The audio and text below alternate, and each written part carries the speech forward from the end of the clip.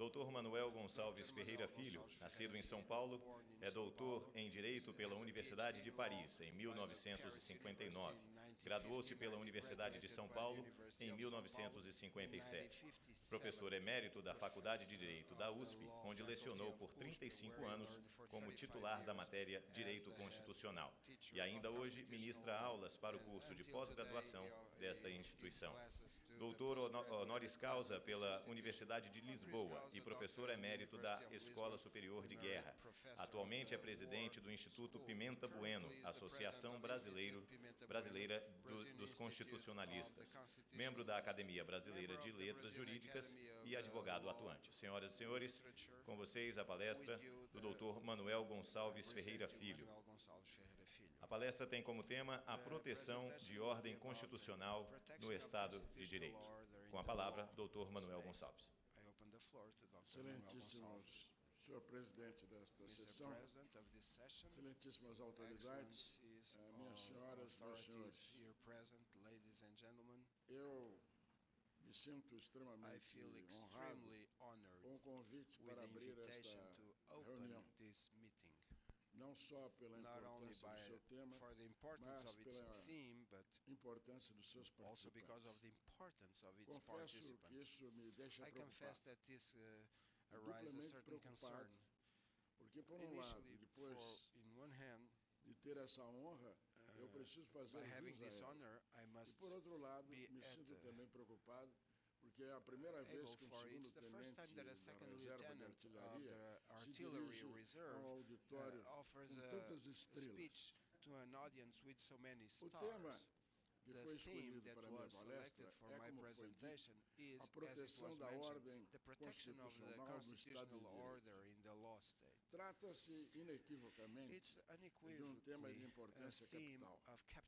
Realmente, o constitucionalismo moderno erige o Estado de Direito como um princípio absoluto. Não pode o Estado agir senão com base no direito e de acordo com o direito. Destarte, a própria repressão das atividades contra o direito deve-se fazer conforme o direito. Não há exceções para isso, nem quando a atividade visa a pôr em risco a própria ordem institucional. Disto decorre o problema multissecular de estruturar, segundo o direito, a proteção dessa ordem contra os seus inimigos. Já os romanos disto cuidaram quando ainda não era dogma o Estado de Direito, mas preocupados com a sua independência e a preservação de suas instituições. Na história do constitucionalismo moderno, dois grandes sistemas se construíram com o fito de realizar essa proteção em face das agressões que previsivelmente a ordem agora constitucional pode sofrer. A agressão da guerra e a agressão da grave perturbação da paz interna. Tais sistemas, a lei marcial, expressão do common law e elemento do rule of law, típico instrumento do direito anglo-saxônico, e o estado de sítio, típico do sistema romano-germânico do direito. Ambos ainda se praticam e têm lugar nos ordenamentos jurídicos positivos. Entretanto, nos últimos 100 anos, por força de desenvolvimentos econômicos, tecnológicos e outros, têm se mostrado insuficientes para cumprir a tarefa que lhes é colimada. A eles se vem acrescentando sistemas paralelos, poderes extraordinários, buscando uma proteção mais eficiente para a ordem constitucional, sem renegar o princípio do Estado de Direito. Ora, a experiência revela, como os romanos há 20 séculos disso se aperceberam, que esses sistemas são ambivalentes, podem ser daninhos e destruidores para a própria ordem estatal e também para os direitos fundamentais que no constitucionalismo moderno devem ser por essa ordem assegurados. Entretanto, são indispensáveis esses instrumentos, como apontava há 500 anos Maquiavel, e este entendido que falava. Aspas. Uma república não será perfeita se sua legislação não tiver previsto todos os acidentes que podem ocorrer com os respectivos remédios. E segue, aspas, as repúblicas que, nos casos de perigo, não podem recorrer a um ditador ou a uma instituição análoga, não têm condições de evitar a sua perdição. Esta ambivalência justifica o estudo. singelo e sumário, porém, que se vai apresentar. Nele, começarei pela ditadura romana, o sistema precursor. Depois analisarei os dois grandes sistemas, a lei marcial e o estado de sítio. Em seguida, os poderes extraordinários. A este respeito, estudando sucessivamente os chamados poderes de guerra, o artigo 16 da Constituição Francesa de 1958, tocando de passagem na questão das crises econômicas e financeiras e, afinal, examinando a proteção contra o terrorismo internacional. E, em conclusão, procurarei salientar alguns pontos essenciais do Estado de Direito, no que tocam à proteção da ordem constitucional. Os sistemas de proteção da ordem constitucional. O primeiro desses sistemas, como já se apontou, surgiu na República Romana. É a ditadura, o que não se confundia na antiguidade com tirania. Esta seria o governo arbitrário de um só homem. Aquela, um sistema de proteção da ordem institucional juridicamente estruturado. Como se sabe, a República Romana se organizava segundo um sistema de divisão do poder que gerava freios e contrapesos no exercício da governança. Havia os cônsules, os executivos, diríamos hoje, o Senado, com a autoridade do Conselho, do controle e o prestígio social da aristocracia, e os comícia, em que, pelo voto, o povo intervinha na governança. E mais tarde, o tribunal, como um poder de veto quanto a deliberações políticas em defesa dos direitos da plebe. Ora, esse sistema, ágil em tempos normais, se revelou ineficiente em face do ataque de inimigo externo e em caso de sedições ou graves perturbações internas. Para enfrentar estas situações de crise, chamemos assim, instituiu-se um magistrado excepcional, o ditador, que durante a emergência concentrava todos os poderes. Assim podia fazer tudo o que fosse necessário para a preservação das instituições republicanas, sendo guiado pelo princípio de que a salvação da República é a suprema lei. O bacharel não resiste em citá-lo em latim. Salus Republica Suprema Lex est. Apontem-se alguns pontos fundamentais. O ditador não poderia ser qualquer dos magistrados em exercício como os cônsules. Era indicado por esse ou ouvido o Senado e formalmente investido por uma deliberação popular. Era designado para uma finalidade definida. O seu poder se extinguia quando a missão era cumprida, mas de modo algum perdurava por mais de 6 meses. Ele era irresponsável pelos atos que praticava. A história romana atribui a essa magistratura a preservação da cidade-estado e das instituições republicanas em inúmeras ocasiões, por exemplo, quando da invasão cartaginesa das tropas de Aníbal. Entretanto, e aí está uma demonstração da ambivalência a que me referi de início, no derradeiro século antes de Cristo, ela degenerou. E ela degenerou quando se ousou atribuir a ditadura por tempo ilimitado a personalidades como Sila e, sobretudo, Júlio César. Tornou-se ela uma forma de tirania. E esta deturpação muito contribuiu para o fim da República. Hipocritamente, nesse momento, se extinguiu a magistratura, mas o mal já estava feito. A experiência romana deixou lições que se repetem até hoje, pelo menos nos livros. São elas: primeiro, as instituições previstas para a normalidade não são suficientes para salvar a pátria em momentos anormais de grave crise. Segundo, para esta salvação é preciso uma concentração do poder em mãos de uma autoridade específica que tenha flexibilidade para usá-lo. Terceiro, esta autoridade não deve ter o poder de ela própria assumir o papel emergencial. Quarto, este papel deve ser limitado pela finalidade e necessidade, inclusive quanto ao período de exercício. Quinto, fim da emergência, deve restabelecer-se o império das instituições normais. Passemos agora aos sistemas modernos. A lei marcial, em primeiro lugar. No bojo da Common Law In the common está law, o Rule of Law, we have versão the rule of law, anglo-saxônica do Estado de Direito. Anglo-Saxon version of the Nesse state of modelo, law. In é this ponto model, saliente a it's a compatibilidade highlight da the atuação do compatibility Estado of de the indivíduo role ao of the direito, tal qual o state reconhece law a justiça. recognizing the justice Lembre-se que o role. Common Law é um direito Remember that the common essencialmente law is a jurisprudencial, cujas normas se essentially extraem a de practice precedentes based on judiciais the practice e customs, não de leis and escritas. it's not of written Hoje, é laws. certo, Today, sofrendo it's correct crescente that concorrência suffering destas do growing Statute Law. competition from this Assim, a statute conduta law. conforme o direito, So the- inerente à ideia de according Estado to de the Direito, law, não the foge do state of contraste law perante o notion does judiciário, not go away from the oferece-se contrast of the afere-se judicial por law meio do that due is measured process by of the law. due process. A lei marcial The é martial um law, capítulo, it's diga-se a assim, chapter, let's embora say, imprecisamente, not da with Common not a Law, lot of cujas precision normas of the common servem à law, which resposta a norms follow situações the de crise response to the dentro crisis do respeito situations aos direitos do within the cidadão respect of e the sob citizen estrito law controle rights judicial. and its strict Embora a judicial expressão control. seja plurívoca, Despite the fact como o that sistema da the ordem expression is plural, define since the system Albert of Van order, Dyce, as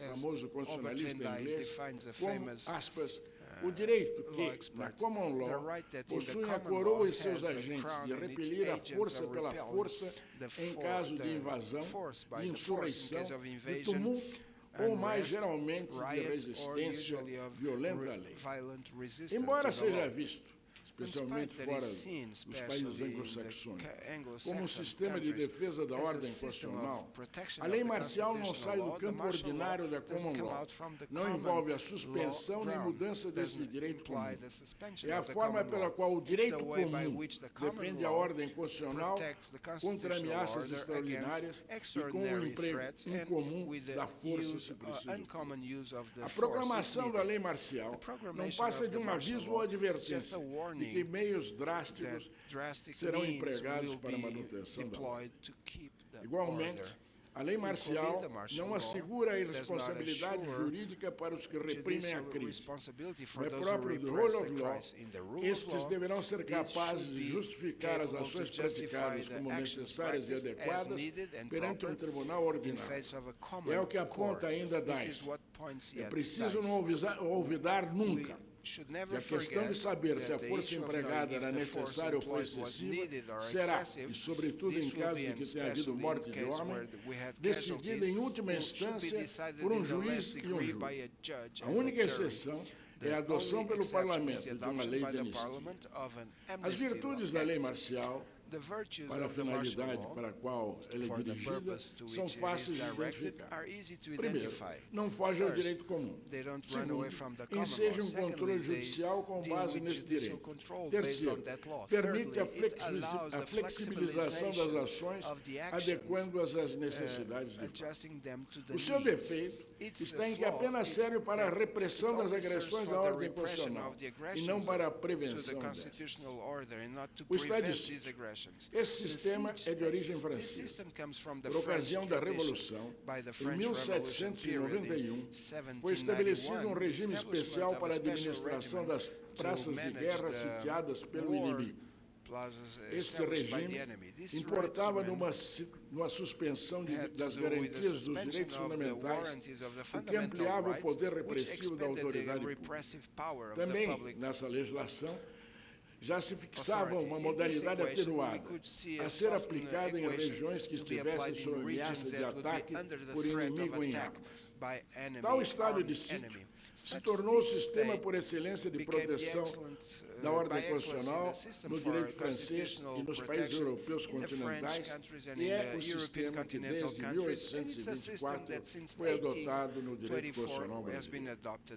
O estado de sítio consiste na suspensão de garantias constitucionais e deve ser limitada no tempo, embora esse prazo possa ser a da duração da guerra, e no espaço, apenas aplicável à zona conflagrada ou ameaçada, conquanto possa ser estendida a todo o território do Estado, se necessário for. Esta suspensão se opera necessariamente por um ato formal, autorizado ou, em casos excepcionais, ao menos aprovado pelo Legislativo.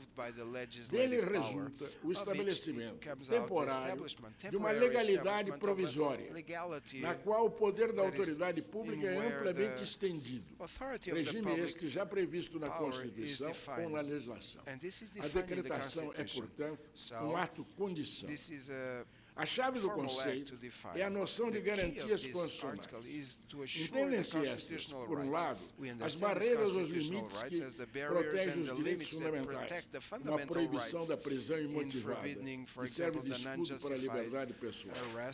Igualmente, por outro, nelas se incluem os instrumentos processuais, os remédios, ou seja, as ações especiais pelas quais qualquer um pode fazer valer essas garantias perante o judiciário.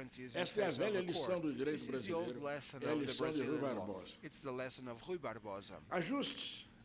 Ajusta-se esse sistema à concepção do Estado de Direito adotada nos países de direito romano-germânico. Com efeito, nele, a atuação protetiva continua dependente do princípio de legalidade formal, pois não pode ir além de fazer aquilo que a lei permite e coibir aquilo que é proibido. Neste quadro, há uma previsibilidade das ações repressivas possíveis. A segurança quanto aos limites dessas ações, mantendo-se o controle político e mesmo judicial para corrigir eventuais abusos.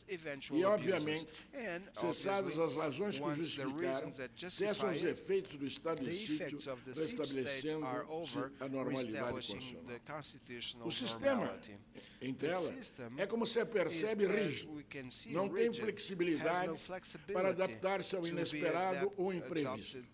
As ações-respostas estão predeterminadas, o que dá ao agressor, especialmente nas insurreições, a possibilidade de planejar a sua atividade, o que não deixa de ser para ele uma vantagem. Esse estado de sítio é o sistema tradicionalmente adotado no Brasil. Foi previsto, sem o nome, na Carta de 1824, na Constituição de 1891, também o foi na Constituição de 34, na própria Constituição de 37. Embora esta previsse um estado de guerra, durante o qual deixaria de vigorar a Constituição nas partes indicadas pelo presidente, em 1946 foi restabelecido, prevendo-se modalidades diferentes para diferentes hipóteses. É o que está na Constituição de 67, na emenda número 1 de 69, e é o que está na Constituição brasileira em vigor, artigo 136 e seguintes. Entretanto, como eu apontei na introdução desta palestra, nos últimos 100 anos, ou seja, no período que se inicia com a eclosão da Primeira Grande Guerra, em 1914, se mostra o desenvolvimento de importantes mudanças, o aparecimento de um novo elenco de medidas previstas para a proteção da ordem constitucional. Este instrumental não elimina os sistemas tradicionais, mas visa completá-los ou a suprir suas deficiências ou lacunas. Deriva esse desenvolvimento, por um lado, das exigências que a guerra moderna acarreta. E aqui eu me sinto extremamente preocupado em tratar desse assunto perante os eminentes oficiais que compõem essa auditoria. Mas sou obrigado a, pelo menos, aflorar, pedindo desculpas pela imperfeição das minhas colocações. Esta guerra moderna é uma guerra total. Importa numa mobilização total dos recursos do Estado e de sua população, mesmo não combatente, naquilo que se chama, com as devidas aspas, esforço de guerra. Para tal mobilização, são ineptos tanto a lei marcial como o estado de sítio. Ademais, dada a evolução dos instrumentos bélicos, desaparece, numa larga medida, a separação entre combatentes e não combatentes. Os bombardeios não distinguem entre civil e soldado. O moral da população é objetivo militar. De modo que é baldado querer limitar no espaço as ações-resposta. O aspecto acima descrito, já presente na guerra de 1914-1918, foi reitorado e acentuado na de 1939 e 1945 pelo aparecimento dos foguetes e da bomba nuclear. Mais recentemente, lembre-se desde logo, a tecnologia trouxe outros, que são de utilização na agressão da ordem constitucional. Hoje, a guerra cibernética, há drones, e nem sei mais quantas espécies de guerra nós temos no mundo contemporâneo. Também, nestes últimos anos, surge um fenômeno relativamente novo, o fenômeno da guerra movida por entes não estatais. Estes combatem inimigos e estados inimigos sem que sejam estados e possam ser enquadrados na disciplina existente de direito internacional da guerra. Enfim, no plano interno, a proteção da ordem tem de levar em conta novos fatores, como a internet e novas técnicas de ação subversiva. Quanto aos dois últimos pontos, não se pode ignorar o fenômeno do terrorismo. Este é um elemento fundamental nessa guerra de entes não estatais contra estados, como é no próprio processo subversivo.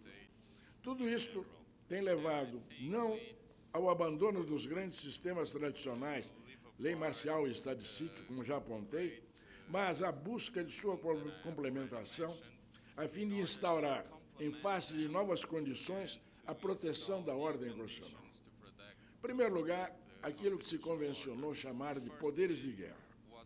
A guerra de 1914 marca o surgimento desses poderes extraordinários de que fica investido o governo em razão da ameaça ou da eclosão de hostilidades entre os Estados. O fenômeno é demonstrado por uma série de fatos.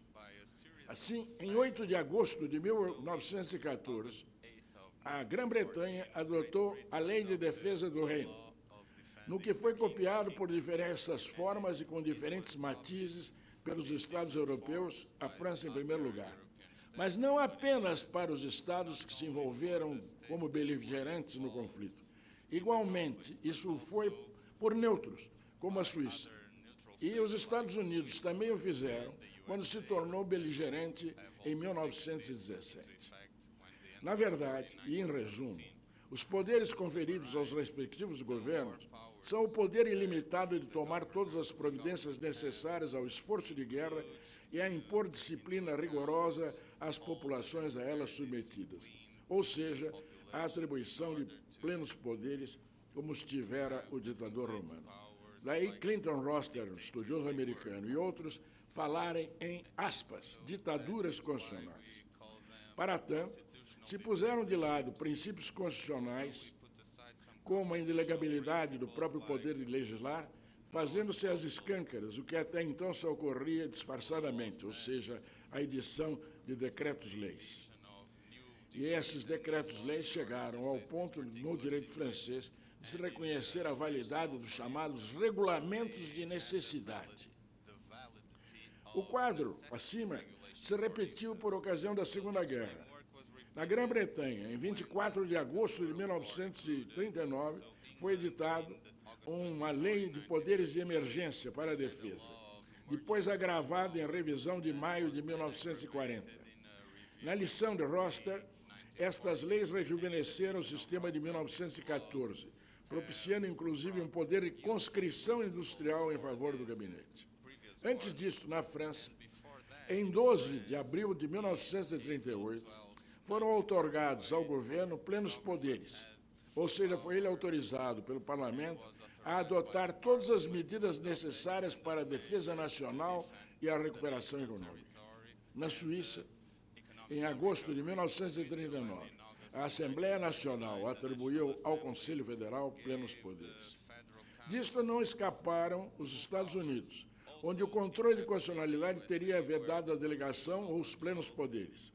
Mas uma hábil distinção o ensejou, embora mais atenuadamente do que nos países europeus mencionados.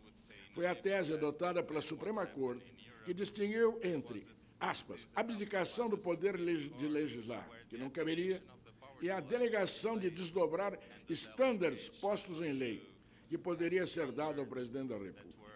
Isto legitimou as leis de poderes de guerra, primeiro de 18 de dezembro de 1941 e o segundo de 27 de março de 1942. A mais franca e corajosa tentativa de equacionar um sistema de proteção da ordem constitucional em face do quadro contemporâneo veio com a Constituição Francesa de 1958. Isto sem abandonar na legislação o modelo do estado de sítio.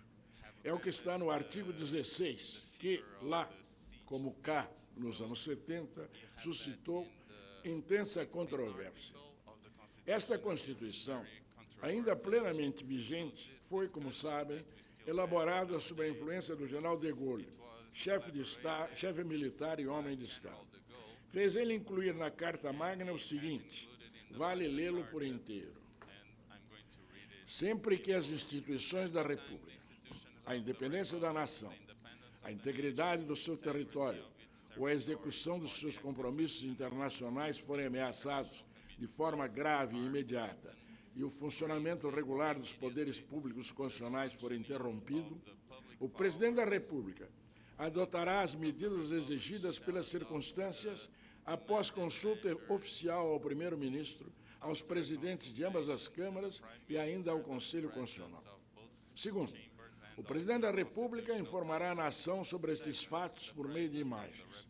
Terceiro, as medidas deverão ser inspiradas pela vontade de assegurar aos poderes públicos constitucionais, no mais curto prazo possível, os meios de desempenhar a sua missão. O Conselho Constitucional será consultado a esse respeito. Quarto, o Parlamento reunir-se-á de pleno direito. Quinto, a Assembleia Nacional não poderá ser dissolvida enquanto durar o exercício dos poderes excepcionais. No texto, depreende-se claramente que ao presidente da República é conferido o poder de tomar as medidas que achar necessárias. Terá plenos poderes, sempre que entender preciso. A única condição é o dever de ouvir determinadas autoridades e órgãos, sem, evidentemente, ter de acatar-lhes a opinião.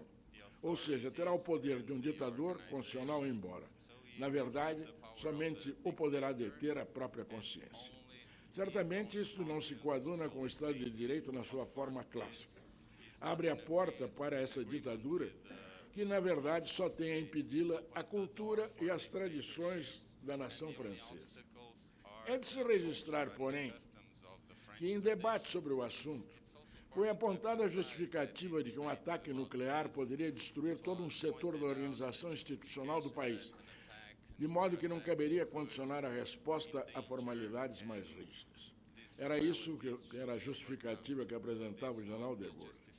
É verdade que François Mitterrand, que na época era opositor e eloquentemente se opôs a esse preceito, quando presidente da República, nada fez para revogá-lo ou modificá-lo. É de se lembrar, por outro lado, que este dispositivo constitucional até hoje somente foi aplicado na repressão aos membros da OAS, a Organização de l'Armée Secrète, antigos militares levados à insurreição e à prática de atentados em razão de seu descontentamento com a concessão da independência da Argélia no início dos anos 60. Diga-se de passagem, mas não vou me aprofundar nisso, que também a história contemporânea mostra a aplicação de poderes de emergência concedidos por leis de plenos poderes ou até com a utilização da legislação prevista para o caso de guerra para debelar crises econômico-financeiras. Isto ocorreu não só na Europa, como ocorreu nos próprios Estados Unidos, quando Roosevelt usou das provisões de uma lei regulatória do comércio com o inimigo para decretar um feriado bancário, logo depois de sua posse, em 4 de março de 1933, iniciando uma série de medidas que, no seu desdobramento, se tornaram conhecidas como o New Deal. Não insisto nesse aspecto, porque ele nos levaria longe demais e a paciência do auditório certamente não está preparado para essa penitência. Mas passo a alguns temas, talvez, de maior interesse imediato, qual seja a questão da proteção contra o terrorismo. O terrorismo, tal qual ele hoje ocorre, importa num desafio complexo e delicado para o Estado de Direito quanto ao equacionamento da proteção da ordem constitucional. De fato, as exigências do Estado de Direito têm sido postas em xeque pelas necessidades da repressão ao terrorismo, principalmente ao terrorismo internacional. Na atualidade, O terrorismo, no plano estritamente interno, é não apenas um modo de criminalidade com a qual tem uma nítida interface, mas também possui uma dimensão internacional. Realmente vem sendo usado como uma arma de guerra contra Estados, movida por entes estrangeiros que almejam não mudar-lhes a ordem institucional, mas dissuadi-los de determinadas políticas ou obter determinadas finalidades. É óbvio que esta dimensão internacional traz uma ordem específica de problemas e de limitações no tocante à sua resposta. O terrorismo, visto como a prática de atos violentos, com o filtro de eliminar inimigos políticos reais ou supostos, de fazer visíveis e ruidosos protestos contra tudo e todos, é fenômeno de todas as épocas históricas. No século XIX, por exemplo, multiplicaram-se atos de terrorismo, exitosos ou não, visando ao assassínio de autoridades. Já se tentou até matar Napoleão Bonaparte com uma bomba, como também sinalizando manifestações de indignação ou exprimindo explosões de ódio. Entretanto, como esses atos eram isolados ou fracamente articulados, foram tratados como fenômenos de criminalidade, contudo de motivação política. Isto mudou no século XX, como todos sabem, com reflexos que se manifestam intensamente neste início do século XXI. Contemporaneamente, os atos de terrorismo são obra de grupos organizados com hierarquia definida, mas são articulados e os são como passos de uma guerra. É o que se passa, tanto quando ativistas se dispõem a mudar pela força o sistema de governo do país em que vivem, tomando o poder, é o terrorismo subversivo, como quando ativistas, a partir de outro Estado, procuram infletir a política de determinado ou determinados Estados, o terrorismo internacional. A separação desses dois tipos de terrorismo é, todavia, com frequência apagada, pois não é raro que os terroristas estrangeiros colaborem com os nacionais e vice-versa. A lei marcial, o estado de sítio, são ineficazes contra o terrorismo. Para compreender o porquê, torna-se necessário considerar alguns aspectos típicos do terrorismo. Neste, a violência, use-se genericamente o termo, não é dirigida diretamente contra o poder adversário, mas visa solapar a sustentação deste na comunidade atingida. O terror, o pavor, o medo servem de meio psicossocial de luta. Ora, para implantar o pavor, o terrorismo agride indiscriminadamente o povo, não inimigos reais ou mesmo supostos. Nisto, até que se confunde com os crimes contra a humanidade. Uma bomba, por exemplo, que explode num aeroporto, não distingue autoridades odiadas de simples passageiros que podem ser até simpatizantes ou adeptos das ideias do próprio terrorista. Outro é ser exercido a socapa, uso o termo antigo para chamar a atenção. Os terroristas não se apresentam como inimigos, mas se disfarçam e se escondem entre os homens comuns para praticar o que, em termos de direito penal, seria uma emboscada sem dar à vítima a menor possibilidade de defender-se. Não é ele um soldado uniformizado que assume sua posição em face do inimigo. O primeiro aspecto, por um lado, põe o terrível ônus de, para preservar as garantias de um ou de alguns, serem nulificados os direitos, entre os quais o direito à vida, de um número imenso de pessoas. Por outro lado, impõe a necessidade de, mais que punir, prevenir a ação terrorista. O segundo não permite, de pronto, separar o inimigo do amigo, o terrorista do homem comum, trazendo para este embaraços, problemas, dificuldades e fragilizando direitos seus como o da privacidade. Todos são colhidos, conquanto a esmagadora maioria seja inocente. Em face deste quadro, os dois sistemas tradicionais são ineficientes, repito. A lei marcial não é adequada à prevenção do terrorismo, pois apenas enseja usar da força contra os terroristas quando esses estão cometendo o ato terrorista, ou já o cometeram. Pode eliminá-los, não raro fazendo, aspas, heróis, mas não impede as mortes e a destruição que querem ou quiseram provocar, portanto, o pavor, o terror que quiseram criar. O estado de sítio também não é. Não tem flexibilidade. Fica preso a normas rígidas, frequentemente defasadas em relação a técnicas novas e a meios novos, logo adotados pelos terroristas. Assim, fornece, ademais, ao comando do terrorismo o mapa das ações de resposta que serão desencadeadas. Podem esses instrumentos ser até contraproducentes, na medida em que uma repressão indiscriminada e violenta excita a revolta e o descontentamento. É por isso que pode constituir o seu emprego no plano interno uma fase preliminar e preparatória da guerra civil. Ou, no plano internacional, criar uma opinião pública desfavorável. Por essas e outras razões, a proteção da ordem constitucional contra o terrorismo necessita de instrumentos novos que sejam aptos a enfrentá-lo. Esta é uma tese largamente aceita pelos fatos pelo mundo afora. A demonstração disto é fornecida pelo fato de que, sobretudo a partir da segunda metade do século passado, inúmeros estados, e dos mais importantes, instituíram sistemas voltados especialmente para prevenir e combater o terrorismo. Exemplo é o Reino Unido, que em 1974 editou uma lei, a Lei de Prevenção do Terrorismo, destinada a combater o terrorismo interno. No caso do Exército Revolucionário Irlandês. Também a Alemanha o fez com leis de 18 de agosto de 1976, de 30 de setembro de 1977, de 19 de dezembro de 1986.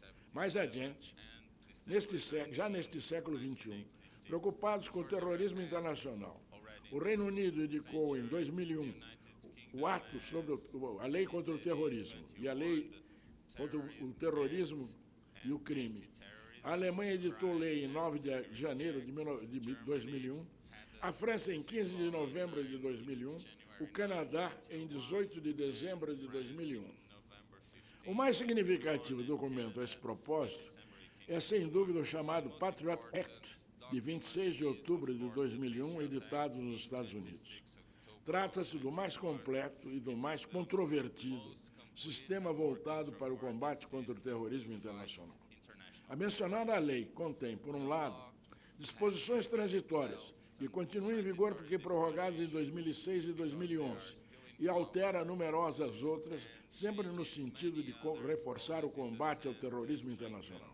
Para tanto, por exemplo, alarga os poderes de vigilância sobre telecomunicações e sobre transações financeiras, cria o crime de terrorismo interior e a figura de combatente inimigo, o que permite a prisão por tempo indefinido e sem ocasião formal do suspeito. Vários pontos dessa legislação foram impugnados por inconstitucionais e alguns foram assim considerados pela Justiça, o que levou à sua ratificação. As principais dessas impugnações foram dirigidas contra ampliações dos meios de vigilância sobre a conduta individual, como, sem supervisão judicial, buscas domiciliares, o acesso a banco de dados, a obtenção de dados médicos, de informações concernentes a leituras em bibliotecas, etc. O Brasil não possui um sistema específico de combate ao terrorismo, nem o teve quando esteve ele aqui presente. Fizeram-lhe, às vezes, nesse período, os atos institucionais, embora tivessem eles escopo mais largo. Revogados definitivamente esses atos pela Emenda Constitucional número 11, de 13 de outubro de 1978, voltou-se ao estado de sítio, conquanto se admitissem vários modelos desses, como previsto para o caso de guerra e a forma atenuada do estado de emergência. É o que está na Constituição em vigor, em que o estado de sítio, em forma atenuada, é designado por estado de defesa. Artigos 136 a 140. Concluindo, e eu não anuncio duas vezes que vou concluir, eu anuncio uma vez só.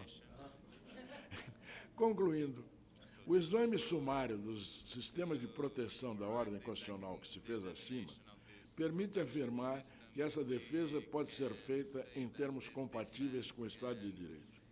Com efeito, este envolve três princípios inafastáveis: a legalidade, a igualdade e a judicialidade.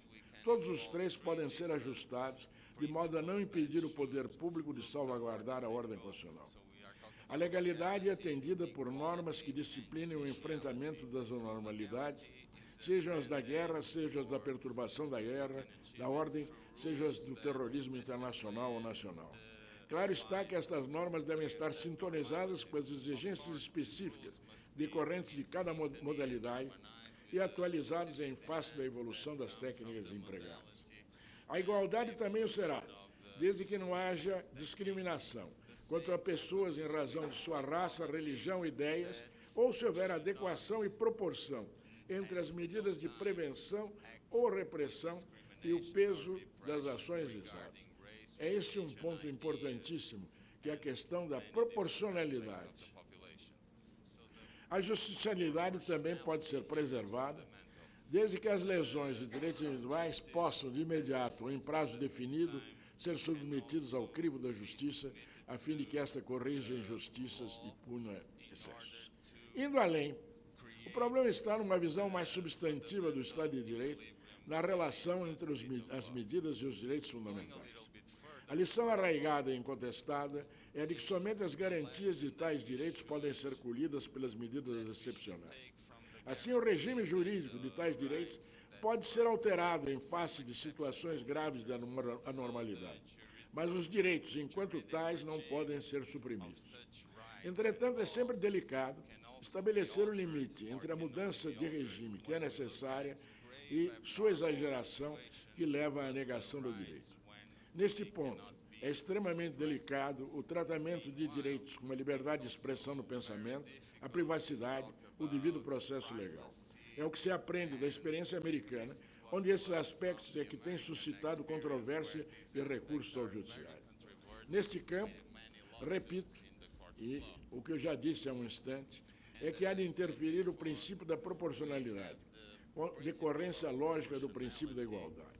O crivo a esse respeito é indispensável quanto às medidas em tese, fazendo-se por meio do controle de constitucionalidade, seja pelo judiciário sobre Corte Constitucional. Nisto é que aparece todo o valor da Constituição formal e da Declaração de Direitos, peças essenciais do constitucionalismo. É o que eu tinha a dizer sobre a proteção da ordem constitucional no Estado de Direito. Muito obrigado.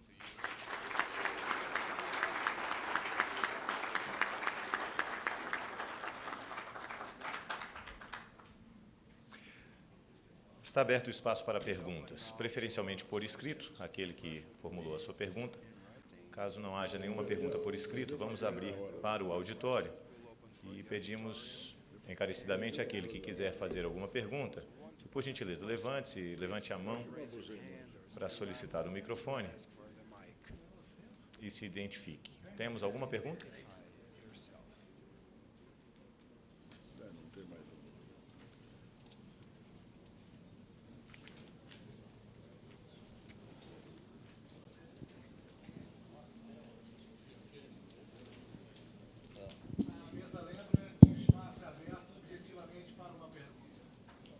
Não entendi.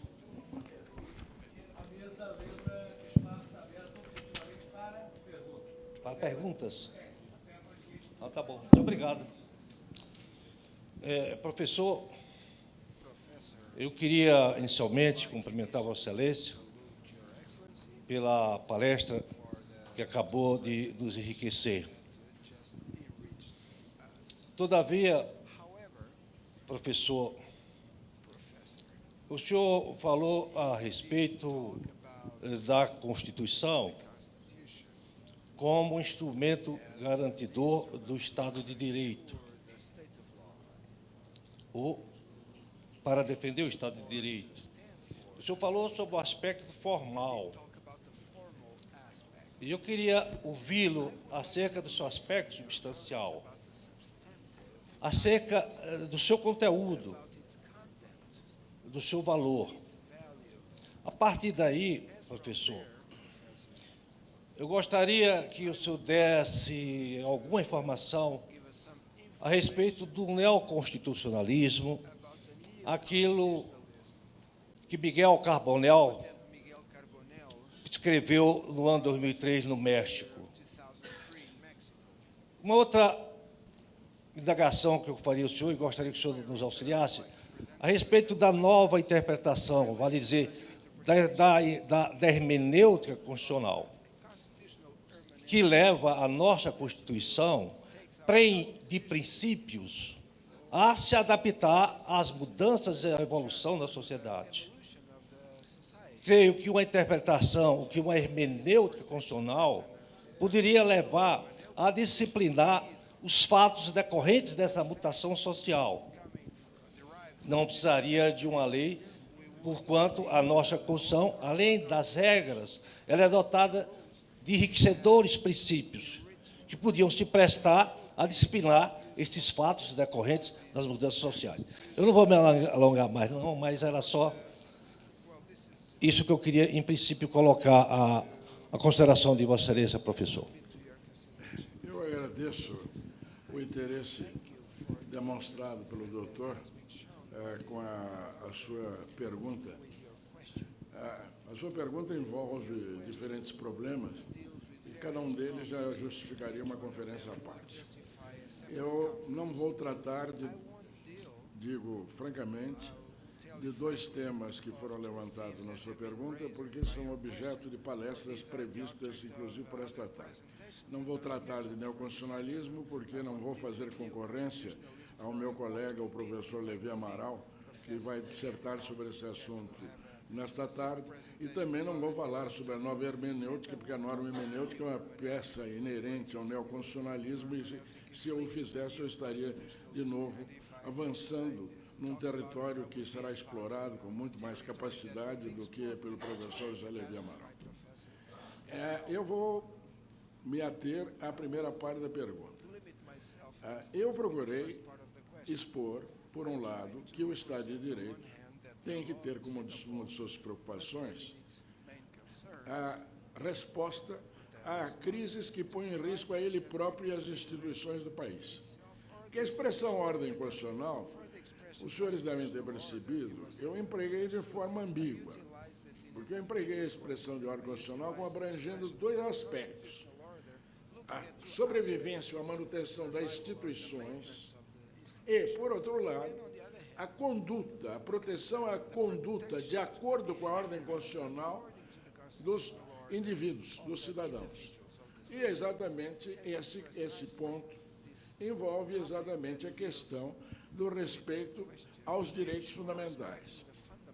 Eu acredito que eu fiz uma colocação, dado o contexto da palestra, suficientemente clara a respeito do tema, porque os senhores vão estar lembrados que eu, ao final da palestra, quando certamente a atenção de muitos já havia amortecido, lembrei que é um problema formal e é um problema substancial.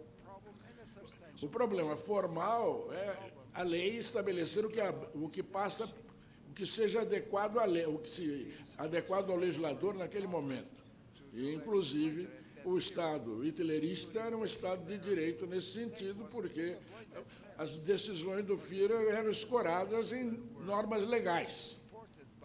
É famosa, os juristas aqui presentes, são muitos, devem se lembrar o grande problema que se colocou a Hans Kelsen, quando se indagou para ele, judeu de origem, mestre do direito, se o Estado nazista era um Estado de direito. Formalmente era um Estado de direito. O problema não está na forma, está na substância. E aí é o problema que eu mencionei aqui. É claro que, se nós queremos preservar o Estado de Direito, nós precisamos preservar a essência dos direitos fundamentais. E preservando a essência dos direitos fundamentais, nós podemos estabelecer para eles o regime que seja compatível com o momento, com a normalidade e a anormalidade. A Constituição brasileira, nisso, é sábia. Ela prevê, no artigo 60, parágrafo 4º, inciso 4º, se a memória não me trai, e memória aos 80 anos às vezes trai, que são intocáveis os direitos fundamentais. Mas não são intocáveis o regime dos direitos fundamentais, as garantias estabelecidas para ela. Isso não é novidade alguma. Na Primeira República, Rui Barbosa, ele deve ser um dos últimos a citar o velho Rui Barbosa, Rui Barbosa já mostrava a diferença entre o direito essencial e a garantia. O Estado de Sítio suspende garantias, não elimina direitos.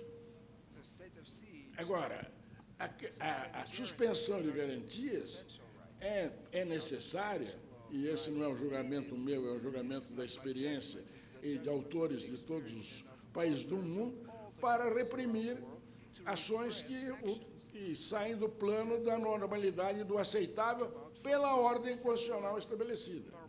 Se nós temos uma ordem constitucional estabelecida democraticamente, em que o poder é disputado por eleições livres, e existe alternância no poder, reprimir uma ação violenta para tomar o poder em detrimento dessas regras, eu acredito que seja compatível com o espírito de uma medida de proteção da ordem constitucional. Evidentemente, não acredito que, com as minhas observações, eu tenha respondido cabalmente a sua questão. Mas, se o eminente colega aguardar à tarde, as últimas diferenças estarão aplacadas pelo Levi Amaral, que ali sorri no meio do auditório. Já está aí, quer dizer, não estou citando alguém que virá com uma cavalaria nos filmes de faroeste para me socorrer no final do dia.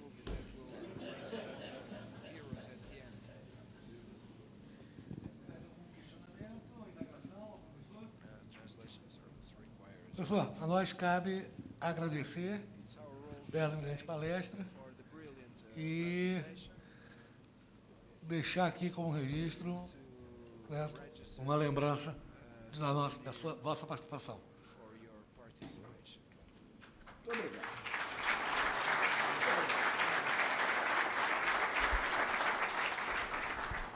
Eu abuso de ter o controle do microfone para agradecer a homenagem e para agradecer a paciência do auditório e a sua atenção. Muito obrigado, me sinto muito honrado, já disse de início e reitero agora.